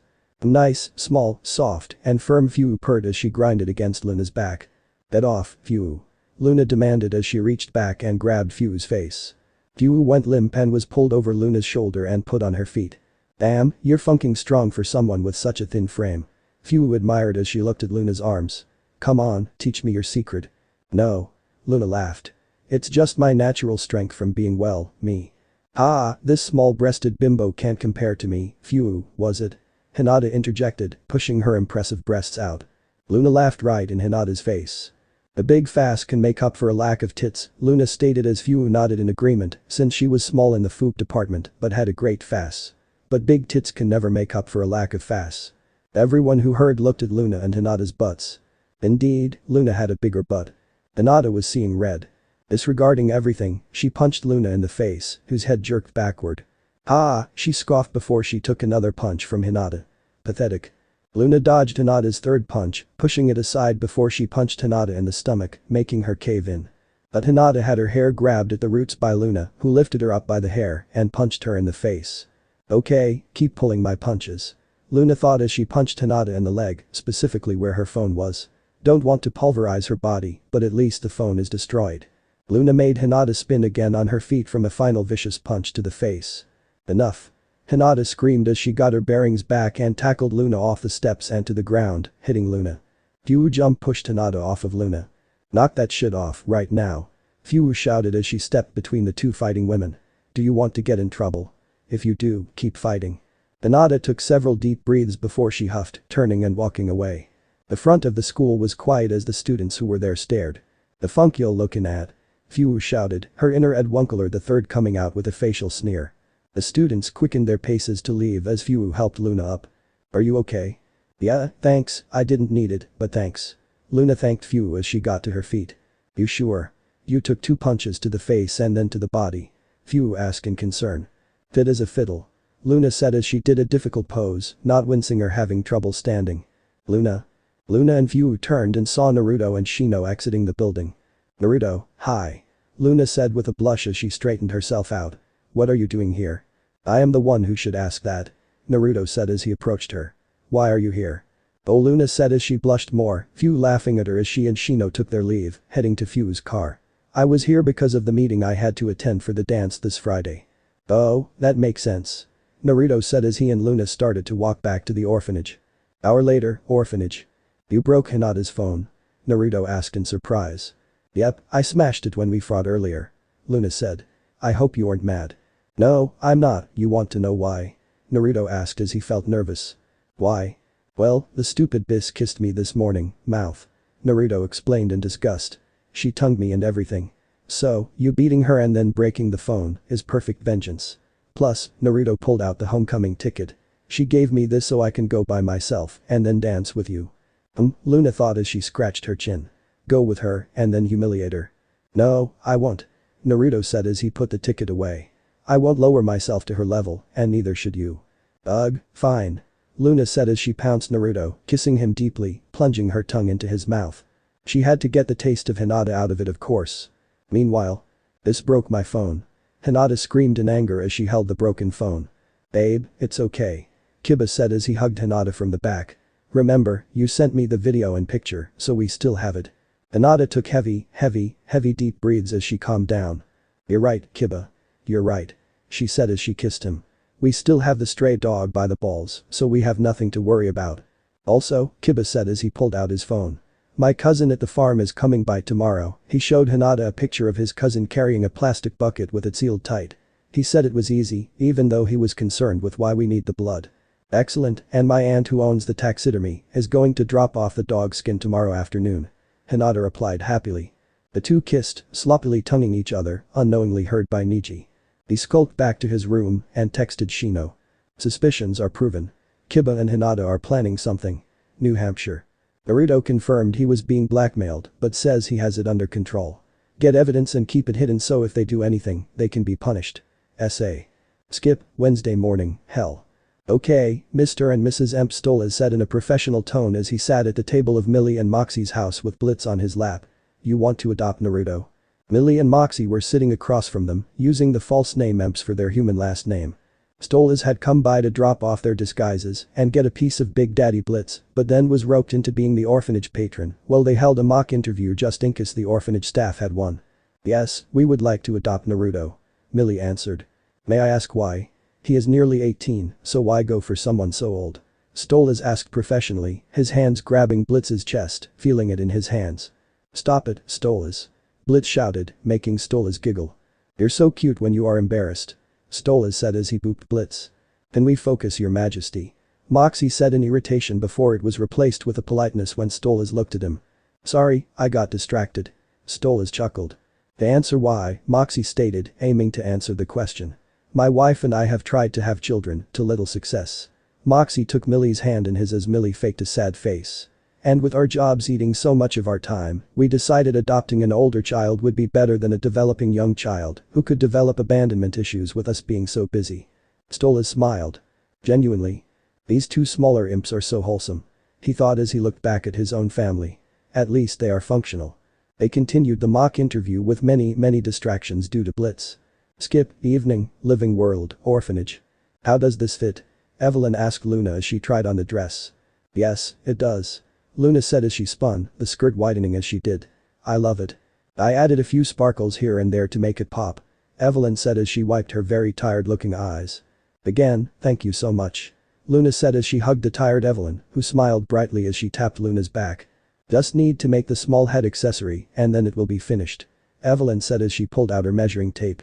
Sorry, I forgot to get your head measurement. Loona went to get the measurement before her phone went off from a new message. Hold on, I got to take this. Loona said as she recognized the ringtone. It was Millie texting her. Loona opened her phone and nearly dropped it. Mox and I have decided to adopt Naruto. Later. Come on, just Naruto said as he helped Loona pose. Yeah, right there, perfect. Thank you. Loona said as she held her pose with her hidden tail providing extra balance. She was posed as the statue in the opening to JoJo Part 5 intro. Fighting Gold.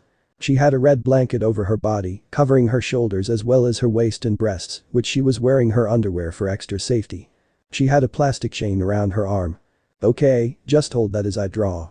Naruto said with an erection and lustful look in his eyes as he pulled on an artist glove before he grabbed his pencil and sketch paper. Loona enjoyed the attention, doing her best to hold the pose as Naruto sketched her in the pose. But after several minutes. My arms are tired. Loona thought as she didn't move. My nose itches. Hey, Naru. SH. Did he just shush me? Loona thought in annoyance as Naruto kept moving his eyes from pencil and paper to her, doing his best to get as much detail. Oh, I am amaha. Achoo. Loona sneezed, her body jolting in response and losing her balance, making her fall. She wasn't hurt, but still. Damn it, Loona, I was almost done. Naruto shouted as he shot up from his chair. I sneezed, so what? I can just get in the pose again. Loona snapped as she got up, irritated that Naruto showed more concern for the picture than her falling over. No, I won't work because it will be ever so slightly different. Naruto snapped as he pinched his nose. God damn it, Funk. I would like that. Loona stated loudly, but didn't shout due to not wanting the staff and children knowing. Naruto sat down, hand over his face. I'm not in the mood, Naruto said as Loona got on her knees, her head and arms on his lap. Loona. You sure? Loona asked with her puppy dog eyes. Cute. Naruto thought with a blush. Loona, I said no. Loona pouted. Okay. She whined as she moved the blanket to cover her body. They sat in silence. Loona felt awkward as Naruto turned on his Switch and started playing Breath of the Wild. Lily said earlier that she and Fatty will be trying to adopt him. Loona thought as she pulled her legs into her arms, sitting on Naruto's bed in the fetal position. This is good, right? This way, he and I will be in hell, and he will have good people looking after him when I can't. But will he be happy being adopted? This question started to gnaw away at Luna's brain, not leaving her alone. Hey Naruto? Loona asked. Yeah? Naruto asked in a mild irritated tone. What would you do if you got adopted? That won't happen. Naruto said as he spun in his chair, defeating a guardian. No one wants me as their son, so I don't think it will ever happen. Come on, I'm almost 18. There are people out there that could and would adopt you, Naruto. Loona stated as she stood up. She couldn't reveal what she knew, not yet. Naruto paused his game and glared at Loona. If there were people that wanted to adopt me, Naruto said with emphasis on his words. Then they would not have ever said, look at those scars, he looks like an animal, I bet he is a violent beast. So, I am so sorry that I don't believe you when you said that there are people who want to adopt me. He broke eye contact, done with the conversation. Naruto picked up his Switch, but was turned to face Loona when she spun his chair, taking his Switch and putting it aside. Naruto, she stated with emphasis on her words. I know there is a family out there who would be happy to have you. Remember, she got close, staring him in the eyes with an intense focus. I was almost 18 when I was adopted by my deadbeat dad. Naruto scowled. Doesn't mean anything. You were probably never called a dog. But you were never abandoned. Loona snapped, making Naruto blink. You told me your mother died in childbirth and your dad died in an accident. My parents abandoned me when I was 2, then I spent 15 years in an orphanage. No one wanted me because they saw me as a punk, abyss loser. Her eyes were watering, heart pounding in her chest as she remembered her youth. But I was saved from that by one of the worst people ever, but his company was better than anyone at the orphanage. So, I ask you again, Loona stared Naruto in the eyes with tears. What would you do if you got adopted? Naruto's throat was dry and scratchy. His breathing was haggard. She too has been through a similar life. Naruto thought as he looked into Luna's eyes, not seeing any deception. I don't know, Naruto replied shakily, taking a deep breath to calm himself. I never entertained the idea. I grew up believing I would never be wanted by a family, so it never crossed my mind. So you don't know? Loona asked, the intensity in her voice gone. I think, if I was to wager a guess, I'd be nervous as hell. Naruto honestly replied. But slowly but surely, it would become normal. We'd be a family. I don't know if I could say dad because I knew my dad. Mom might be easier since I never knew her. Loona smiled and started to laugh. Naruto frowned before slowly laughing himself. That was too intense of a moment. Naruto said as he and Loona slowly got their breath back. Hey, sorry for yelling earlier. It's fine, I should have just gotten back into position. Loona said as she sat in Naruto's lap, resting her head on his shoulder. The day after tomorrow we will be dancing. Yeah, we will. Naruto said with a chuckle. I can't wait. Loona said as she pulled his head in and kissed his cheek. Naruto couldn't help but smile harder. He felt so content with his life right now. Naruto didn't want it to end. Meanwhile, in Yuzuka house. Hey, babe. Kiba said as he heaved the bucket of blood to his car. I got the stuff earlier than expected. About to pour it into the bags and put it in the ice chest. Akamaru whimpered in Kiba's car, his tail swaying back and forth, hitting the flask, further loosening the lid. Good, Kiba. My aunt came by just now and I just got the skin a few minutes ago. Hinata replied. I can't wait to do this. Stray dog will never forget tomorrow night. Yeah, just like Carrie. Kiba said as he hooked up his Bluetooth wireless piece and started pouring the blood into small bags.